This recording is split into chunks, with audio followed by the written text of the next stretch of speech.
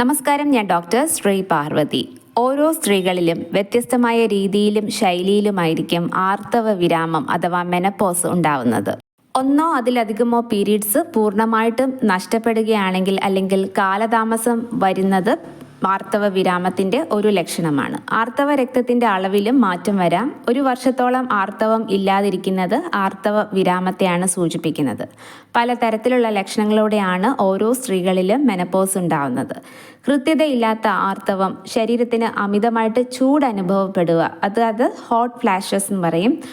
അതുപോലെ അമിതമായിട്ട് വിയർക്കുക, ഉറക്കമില്ലായ്മ, mood variations, അമിതമായിട്ടുള്ള ദേഷ്യം, നെഞ്ചിടിപ്പ് കൂടുക, നടുവുവേദന, ഇങ്ങനെയുള്ള പല ലക്ഷണങ്ങളും സ്ത്രീകളിൽ കണ്ടുവരാറുണ്ട്.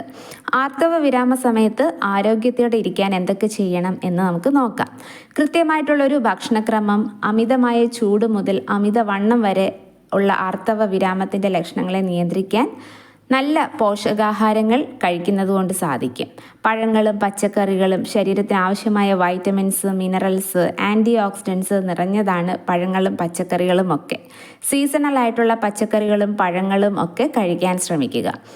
നാരുകളടങ്ങിയ ഭക്ഷണം നന്നായിട്ട് കഴിക്കുക. ഉയർന്ന നാരുകളടങ്ങിയ ഇലക്കറികൾ, കിഡ്നി ബീൻസ്, ധാന്യങ്ങൾ ഇവയൊക്കെ മികച്ച ആരോഗ്യത്തിന് സഹായിക്കും.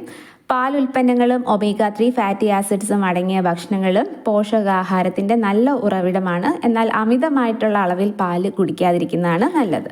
ജങ്ക് ഫുഡ്സ്, അതുപോലെ വറുത്ത ഭക്ഷണങ്ങൾ, പ്രോസസ്സ് ചെയ്യപ്പെടുന്ന ഭക്ഷണങ്ങൾ ഇവയിലൊക്കെ സോഡിയം വളരെ കൂടുതലായിരിക്കും. അതുകൊണ്ട് ഇവയൊക്കെ ഉപയോഗിക്കുമ്പോൾ വയറുവേദന അനുഭവപ്പെടാനുള്ള ചാൻസ് ഉണ്ട്. ഈ ഭക്ഷണങ്ങൾ കൊളസ്ട്രോളിൻ്റെ അളവ് വർദ്ധിപ്പിക്കും, ഹൃദ്രോഗ സാധ്യത വർദ്ധിപ്പിക്കും. അതുപോലെ അമിതമായിട്ട് എരിവുള്ള ഭക്ഷണം ശരീരത്തിൻ്റെ ചൂട് കൂടാനും സാധ്യതയുണ്ട്. കഫീൻ്റെ അമിതമായിട്ടുള്ള ഉപയോഗം കുറയ്ക്കുന്നത് നല്ലതായിരിക്കും. കഫീൻ അമിതമായിട്ട് ഉപയോഗിച്ചാൽ ശരീരത്തിൽ ചൂട് വർദ്ധിക്കാനുള്ള സാധ്യത കൂടും. അതുകൊണ്ട് കാപ്പി ഉപയോഗിക്കുന്നത് കുറയ്ക്കുന്നതായിരിക്കും നല്ലത്. സ്ഥിരമായിട്ട് വ്യായാമം ചെയ്യുന്നത് നന്നായിരിക്കും. ഹെവി എക്സസൈസ് ചെയ്യാനല്ല, സ്ഥിരമായിട്ട് നടക്കുന്നത് അല്ലെങ്കിൽ ഫിസിക്കൽ യോഗ, ബ്രീത്തിങ് എക്സസൈസ് ഇവയൊക്കെ സ്ഥിരമായിട്ട് ചെയ്യുന്നത് വളരെ നല്ലതാണ്. മൂഡ് വേരിയേഷൻസ് ഒക്കെ മാറാനും ദേഷ്യം കുറയ്ക്കാനും സിറോട്ടോണിൻ എന്ന ഹോർമോണിൻ്റെ പ്രൊഡക്ഷൻ മെച്ചപ്പെടുത്താനും ഇത് സഹായിക്കും. മാത്രമല്ല എല്ലുകൾക്കും മസിൽസിനും ഒക്കെ ബലം വയ്ക്കാനും ഇത്തരം വ്യായാമങ്ങൾ ചെയ്യുന്നത് നല്ലതാണ്. ആർത്തവ വിരാമ സമയത്തോ അല്ലെങ്കിൽ അതിനു മുൻപോ ഉണ്ടാകുന്ന ഹോർമോൺ വ്യതിയാനങ്ങൾ വൈകാരികവും മാനസികവുമായ ആരോഗ്യത്തെ വളരെയധികം ബാധിക്കാറുണ്ട്. ഈ ഒരു ഘട്ടത്തിൽ കടന്നു പോകുന്ന സ്ത്രീകൾക്ക് ഉറക്കമില്ലായ്മ, ഉത്കണ്ഠ, ക്ഷീണം, സമ്മർദ്ദം, ദേഷ്യം, ഇറിറ്റേഷൻ അല്ലെങ്കിൽ വിഷാദം ഇങ്ങനെയൊക്കെ വരാനുള്ള സാധ്യത കൂടുതലാണ്. ഒരാളുടെ ജീവിതശൈലി മാറ്റുന്നതിലൂടെ മിക്ക ലക്ഷണങ്ങളും നിയന്ത്രിക്കാനും വ്യായാമം, ആരോഗ്യകരമായ ഭക്ഷണശീലങ്ങൾ, ധാരാളം വെള്ളം കുടിക്കുക, ഉറക്കത്തിനുള്ള റിലാക്സേഷൻ ടെക്നിക്സ് കണ്ടുപിടിക്കുക ഇങ്ങനെയൊക്കെ ചെയ്യുന്നത് വളരെയധികം നല്ലതാണ്. ആർത്തവ വിരാമം നേരിടുന്ന സ്ത്രീകൾക്ക് വരാൻ സാധ്യതയുള്ള മറ്റ് പ്രശ്നങ്ങളാണ് ഓസ്റ്റിയോപോറോസിസ്, ഹൃദ്രോഗം തുടങ്ങിയവ.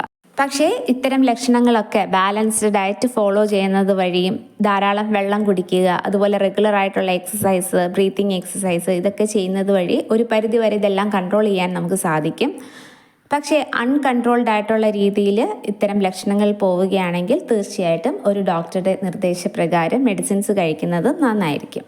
ഈ ഒരു വീഡിയോ എല്ലാവർക്കും ഇൻഫോർമേറ്റീവ് ആകും എന്ന് പ്രതീക്ഷിക്കുന്നു. മറ്റൊരു വീഡിയോയുമായി വരുന്നതുവരെ എല്ലാവർക്കും നന്ദി, നമസ്കാരം.